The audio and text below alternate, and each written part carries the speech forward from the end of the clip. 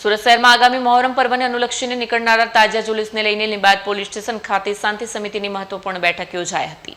સુરત શહેરમાં આગામી મહોરમ પર્વને લઈને તાજા જુલુસને લઈને લીંબાયત પોલીસ સ્ટેશન ખાતે શાંતિ સમિતિની બેઠક યોજાઈ। બેઠક દરમિયાન મહોરમના તાજા જુલુસ દરમિયાન કાયદો અને વ્યવસ્થા જળવાઈ રહે, ટ્રાફિક વ્યવસ્થા સુચારુ રહે તેમજ સૌહાર્દપૂર્ણ વાતાવરણમાં ધાર્મિક કાર્યક્રમો સંપન્ન થાય તે અંગે વિસ્તૃત ચર્ચા કરવામાં આવી। વિસ્તારના આગેવાનોએ પણ પોલીસ તંત્રને સંપૂર્ણ સહયોગ આપવાની ખાતરી આપી। વધુમાં પીઆઈ દીપેન્દ્રસિંહ ચૌહાણે જણાવ્યું કે તાજા જુલુસના રૂટ, સુરક્ષા વ્યવસ્થા, ટ્રાફિક નિયંત્રણ અને અન્ય જરૂરી વ્યવસ્થા અંગે પૂર્વ આયોજન કરવામાં આવી રહ્યું છે। કેમેરામેન હકીમ શેખ સાથે વસીમ હાસમીનો રિપોર્ટ, આઝાદ ન્યૂઝ, સુરત। આજરોજ લીંબાયત પોલીસ સ્ટેશન ખાતે શાંતિ સમિતિના સભ્યો તેમજ તાજિયા કમિટીના મેમ્બરોની સંયુક્ત મિટિંગ લેવામાં આવેલી। જે મિટિંગમાં દરેક તાજિયા કમિટીના જે મેમ્બરો જે જુલુસ પસાર કરવાના છે તેના પોતપોતાના રૂટથી વાકેફ કરવામાં આવ્યા। દરેક રૂટમાં પોલીસ બંદોબસ્ત તેમજ દરેક તાજિયા સાથે પોલીસ માણસો પણ ફાળવવામાં આવ્યા છે। એમના રૂટ દરમિયાન જે કંઈ તકલીફ, જે કંઈ અડચણ ઊભી થાય એના નિરાકરણ માટેના વ્યવસ્થા શું કરી શકે એ બાબતે જરૂરી ચર્ચા કરવામાં આવી। દરેક શાંતિ સમિતિના મેમ્બરો અને તાજિયા કમિટીના મેમ્બરો જે છેલ્લા 20-30 વર્ષ દરમિયાન લીંબાયત પોલીસ વિસ્તારમાં શું પ્રકારના પ્રશ્નો ઉદ્ભવિત થાય છે એ બાબતે જરૂરી વાકેફ થવામાં આવ્યા। આના બાબતે જે કંઈ શક્ય બને એટલા નિરાકરણ પગલાં લાવવાની તજવીજ કરવામાં આવે છે। બંદોબસ્તમાં આશરે 400 થી 500 પોલીસ કર્મચારીઓ બંદોબસ્ત માટે ફાળવવામાં આવશે।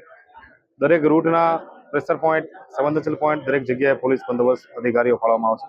અને દરેક જે તાજિયા જે છે દરેક તાજિયા સાથે અમારા પણ પોલીસ કર્મચારીઓ તાજિયા ઠારવા અને જે હોળી બંગલા સુધી જે બંદોબસ્ત ફાળવવામાં આવે છે એમાં તે રૂટ જોડે જોડે દેવામાં આવશે।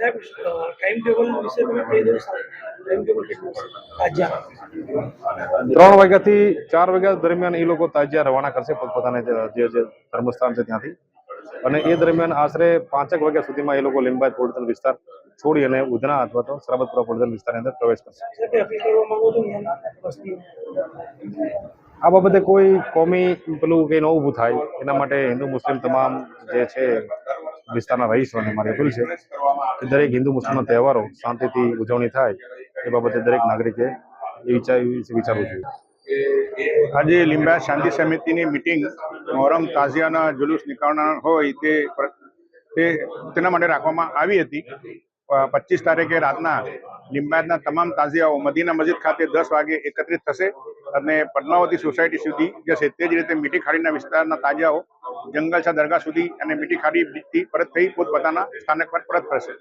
તે જ રીતે 26 તારીખે બપોરે શુક્રવારે જુમ્માની નમાઝ પછી 3:30 કલાકે લીંબાયતના તમામ તાજિયાઓ મદીના મસ્જિદ ખાતે એકત્ર થશે અને ત્યાંથી લીંબાયત મદીના મસ્જિદથી ઈદગાહ રોડ, મારુતિનગર સર્કલ તેમજ મીઠી ખાડી બ્રિજ થઈને ભાટેના થઈને બ્રિજ પરથી તાજિયાઓ જશે, જે હોળી બંગલે જઈને વિસર્જન થશે। કેટલા તાજિયા છે લીંબાયતમાં આ વખતે 57 તાજિયાઓની પરમિટ નક્કી કરવામાં આવી છે। તાજિયા કમિટી દ્વારા શું વ્યવસ્થા કરવામાં આવી છે? તાજિયા કમિટીમાં કોમી એકતા, ભાઈચારાના માહોલમાં તાજિયાનો જુલુસ નીકળે એના માટે 25 તારીખે રાતના 10 વાગે મદીના મસ્જિદ વિસ્તારમાં ત્યાં કોમી એકતા અને ભાઈચારો જળવાઈ રહે તે માટે હિન્દુ મુસ્લિમ એકતાનું પ્રતિક રૂપે ત્યાં સ્વાગત કાર્યક્રમ રાખવામાં આવ્યો છે, જેમાં તમામ અધિકારીઓ અને લીંબાયતના હિન્દુ સમાજના અગ્રણીઓ, મુસ્લિમ સમાજના અગ્રણીઓ સ્વાગત કરી કોમી એકતાથી આ પ્રોગ્રામ કરવામાં અપીલ એ જ કરવામાં આવે છે કે ભાઈ લીંબાયતમાં અત્યાર સુધી તાજિયાના પ્રસંગમાં કોઈ